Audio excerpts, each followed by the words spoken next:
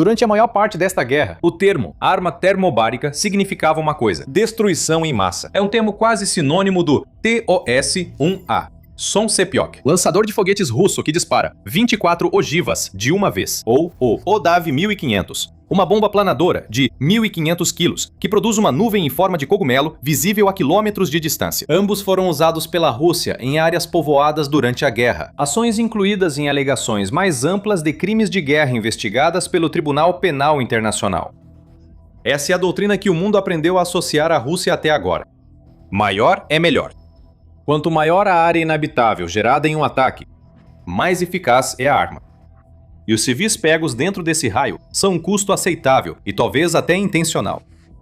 Mas a Ucrânia fez o contrário. Para eles, menos é mais. A Ucrânia apareceu em uma feira de defesa em Paris, em junho de 2026, com uma arma termobárica que pesa apenas meio quilo e cabe em um bolso cargo. Com essa arma, está redefinindo silenciosamente para que serve toda essa categoria de armas. Em vez de causar baixas em massa, as armas estão sendo recalibradas para a precisão, onde o alvo é um único cômodo, trincheira ou veículo. Vamos explicar como as armas termobáricas realmente funcionam. Por que Rússia e Ucrânia ficaram em lados opostos da mesma tecnologia? E o que a nova granada ucraniana, junto com a doutrina de drones que está sendo construída ao redor dela, nos mostra para onde está indo o combate a curta distância nesta guerra. Vamos explicar o funcionamento das armas termobáricas. A explosão de um explosivo convencional é um evento único e autossuficiente. Um composto sólido ou líquido detona, liberando toda a sua energia em uma reação química rápida, e o dano vem da onda de choque e dos fragmentos que a acompanham. No entanto, uma arma termobárica funciona em duas etapas. A munição contém um recipiente de combustível junto a duas cargas explosivas separadas. A carga inicial detona e dispersa o combustível em uma nuvem de aerossol fino, espalhando-o no ar ao redor. Uma fração de segundo depois, a segunda carga inflama essa nuvem, e porque o combustível agora se mistura com a atmosfera, não ficando em um recipiente, ele queima usando o oxigênio já presente no ar ao redor. O resultado não é um estrondo seco e instantâneo, mas uma onda de pressão prolongada, e uma bola de fogo persistente queima por mais tempo e empurra a sobrepressão além do que uma carga convencional do mesmo tamanho conseguiria. Esse detalhe, a necessidade de ar para queimar, é a coisa mais importante para se entender sobre essas armas. Isso explica tanto porque são assustadoras quanto suas limitações. Em terreno aberto, sem nada para refletir a explosão, a arma termobárica é de fato menos impressionante. A onda de pressão ali simplesmente se expande para fora e se dissipa. Mas coloque essa mesma arma dentro de um espaço fechado ou até mesmo parcialmente fechado e tudo muda. A sobrepressão não tem para onde ir. Em vez disso, ela se reflete nas paredes e se acumula, e atinge o alvo de várias direções ao mesmo tempo. O material de referência do Exército dos Estados Unidos descreve o efeito como uma onda de pressão e vácuo prolongada capaz de romper tecidos moles, como rasga-fuselagens ou superfícies de radar. E paredes não protegem quem está dentro. Elas aumentam o efeito dilacerante ao refletir a onda para frente e para trás. Além disso, a bola de fogo consome o oxigênio nesse espaço fechado enquanto queima, o que significa que qualquer um que sobreviva à explosão inicial, agora, está lutando contra um efeito secundário de sufocamento. Então, a arma tem sido usada em cidades e contra edifícios justamente porque usá-la contra alvos militares de verdade, como infraestrutura militar ou tanques isolados, é menos eficaz. Ao ar livre, uma ogiva termobárica precisaria ser impraticavelmente grande para ter alguma utilidade. A Rússia sempre buscou expandir esse princípio de limpeza de cômodos para bairros inteiros. O exemplo mais claro é o já mencionado TOS-1A, Son Sepiok, que significa luz solar escaldante. É um lançador de 24 tubos. Lançador de foguetes de 220 mm, acoplado ao chassi de um tanque T-72. Desenvolvido pelas tropas químicas soviéticas nos anos 80 e usado no Vale de Bunshir na Guerra do Afeganistão, a arma é atribuída às tropas russas de proteção nuclear, biológica e química, não às unidades de artilharia convencionais. Geralmente é anexada a brigadas de manobra para uma função específica: limpar posições defensivas fixas, especialmente em terreno urbano. A Rússia utilizou isso em Grozny, nas guerras da Chechênia e na Síria, e cruzou para a Ucrânia poucos dias após a invasão de fevereiro de 2022. com filmagens dele cruzando a fronteira com a Bielorrússia. Cada foguete dispersa uma nuvem que se inflama a temperaturas que chegam a 3.700 graus Celsius. E uma única salva pode, nas condições certas, destruir funcionalmente todo um quarteirão de prédios residenciais ou fortificações. Essa é toda a doutrina da Rússia em uma única plataforma. Um sistema, um ataque Um grande problema para quem estiver na área de engajamento.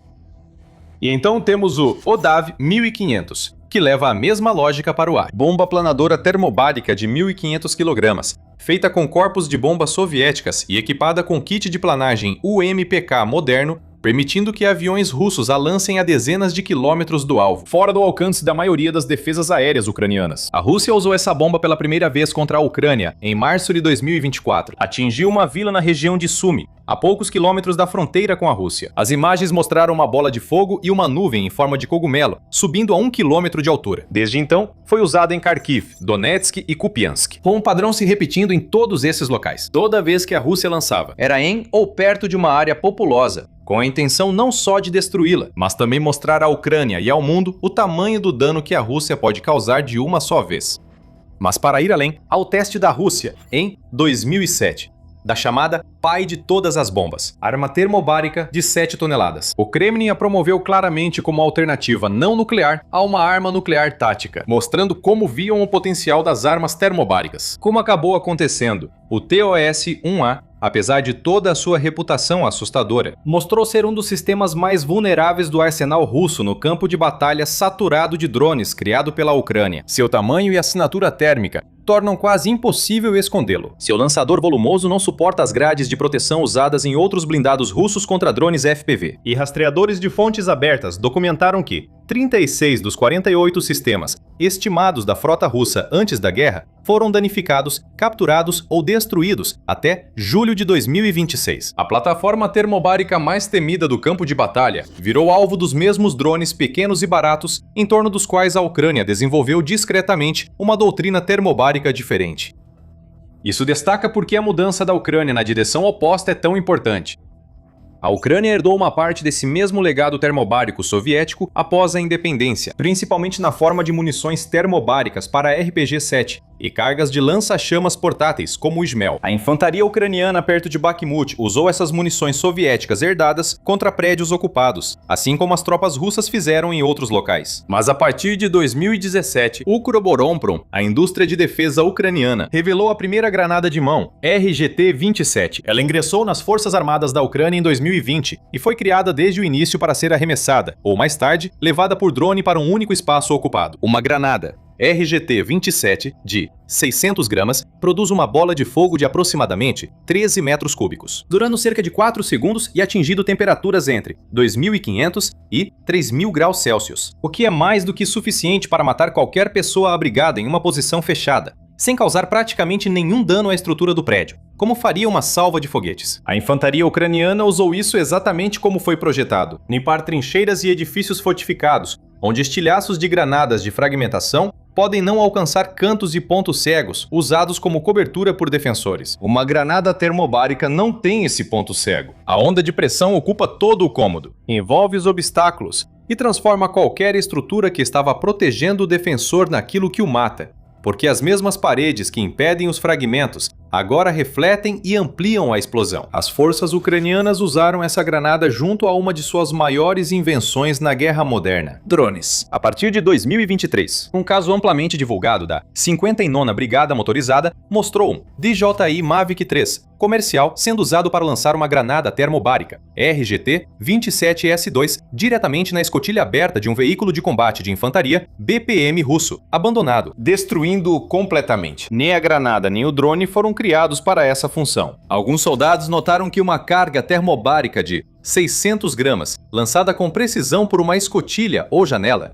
pode causar o mesmo dano que uma arma antitanque maior e mais cara em espaços confinados de um tanque. E na Eurosatory 2026, em Paris, em junho, a Ucrânia revelou o RGT-45 e sua versão menor, o RGT-45A. No papel, estes parecem uma evolução modesta da mesma família de granadas de 500 gramas ou menos. Na prática, o Ukroboronprom alega um salto em letalidade que os coloca em outra categoria. O RGT-45 pesa 500 gramas e carrega 300 gramas de mistura termobárica. E a empresa afirma que seu volume efetivo de dano em um espaço fechado excede 120 metros cúbicos. O compacto RGT-45A pesa 225 gramas, com 135 gramas de mistura, e seu volume efetivo de dano declarado excede 60 metros cúbicos. Se compararmos isso com os 13 metros cúbicos do antigo RGT-27S2, isso não é um aumento de 10 ou 20%.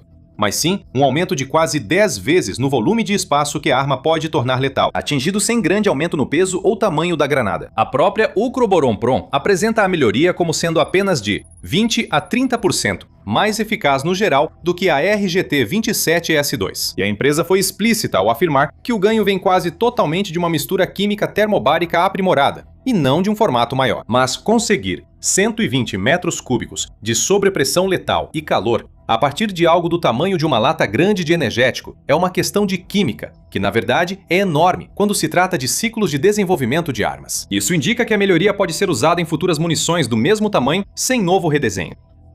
E que usar a mesma mistura em uma munição maior aumentaria muito o potencial de carga útil da arma. O que torna isso um pouco mais interessante do que apenas uma nova granada é que a Ucrânia está, na verdade, construindo toda uma família de munições termobáricas, projetadas especificamente para lançamento por drones. Ela basicamente reconheceu e continuou a tradição que o ataque de Mavic da já mencionada 59ª Brigada começou quase que acidentalmente. Junto com a linha RGT-45, a Ukroboronpron também tem exibido submunições termobáricas construídas especificamente, designadas TB1 e TB2, explicitamente feitas para lançamento por drones. A inicial deve ser lançada de um drone multirotor, enquanto a segunda deve ser montada diretamente como ogiva em um drone FPV kamikaze. A TB1 pesa cerca de 2,5 kg, com um raio letal mínimo de 2,5 metros, e a maior, a TB2, pesa 4,5 kg.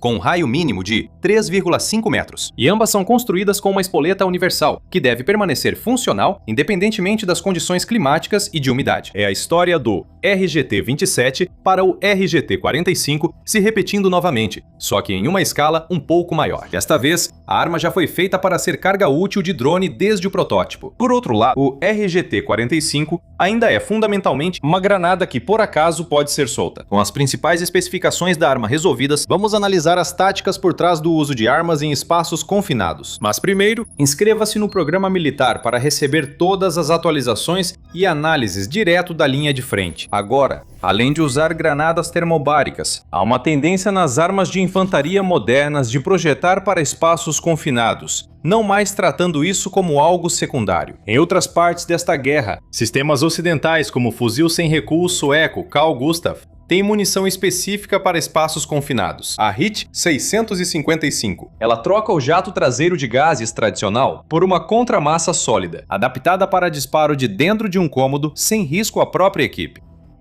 Granadas termobáricas da Ucrânia enfrentam o mesmo problema, mas por outro caminho. Ao invés de tornar uma arma grande segura em ambientes fechados, é tornar uma arma para uso em ambientes fechados poderosa o bastante para ser eficaz, apesar do tamanho. Unidades ucranianas já criaram táticas em torno desse tipo de emprego. Equipes de drones da linha de frente, com operadores ligados a um grupo terrorista, descreveram uma técnica com 2 drones para abrir prédios fortificados, usados pelas tropas russas como pontos de apoio. O primeiro drone FPV, que carrega uma ogiva convencional de alto explosivo, abre um buraco no telhado ou na parede, criando uma entrada na estrutura. O segundo drone com munição termobárica voa pela abertura e detona lá dentro. É a lógica de limpeza de trincheiras de anos de combate de infantaria, adaptada quase sem mudanças para a era dos drones. Ao invés de um soldado se aproximar de uma porta sob fogo inimigo para lançar uma granada por ela, 2 drones fazem a abertura da brecha. O soldado ucraniano nunca fica exposto à linha de visão dos defensores. Esse é o principal benefício tático de uma carga termobárica menor e mais energética. Drones precisos conseguem voar por janelas e pequenas aberturas. O alcance efetivo e as trajetórias viáveis de lançamento só crescem. A mesma ideia fundamental está sendo ampliada, aumentando o alcance da doutrina. O drone Behemoth Strike, criado pela Gleffer e Culver Aerospace, foi apresentado ao público em maio de 2026. Carrega uma carga útil em tandem de 75 kg, composta por uma ogiva de fragmentação de alto explosivo de 40 kg. No nariz, seguida por uma carga termobárica de 35 kg logo atrás. Em junho de 2026, o drone já havia sido usado contra a ponte Chonyar, que conecta o Oblast de Kherson ocupado à Crimeia, interrompendo um dos principais corredores logísticos para a península. Embora o drone seja bem maior que as granadas, compartilha a mesma filosofia básica de design. Enquanto a granada substitui uma antitanque maior e menos manejável, o Behemoth foi criado para substituir mísseis de cruzeiro como o Storm Shadow ou o Scalp, fornecido por britânicos ou franceses. O Storm Shadow tem ogiva convencional, de cerca de 1.300 kg.